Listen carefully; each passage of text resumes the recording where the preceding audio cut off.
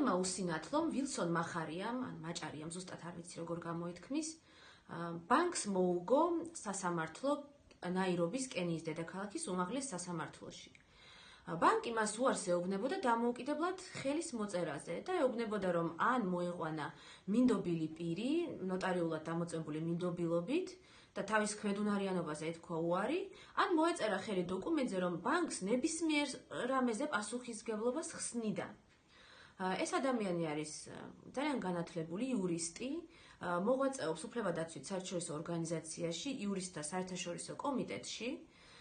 ასევე გუნდურად იმუშავა, მან მოიზიდა ვალიდითის ფონდის იურისტები და ერთად იბრძოლეს ამ საქმისთვის და კენიის ნაირობის უმაღლესმა სასამართლომ კომპენსაციაც კი დააკისრა ბანკს ფინანსური მის სასარგებლოდ და დაადგინა, რომ კი ეს არის დისკრიმინაცია, როცა უსინათლოს ხელის მოწერის საშუალებას არ აძლევენ დამოუკიდებლად და ეს არის ქმედუნარიანობის შეზღუდვა.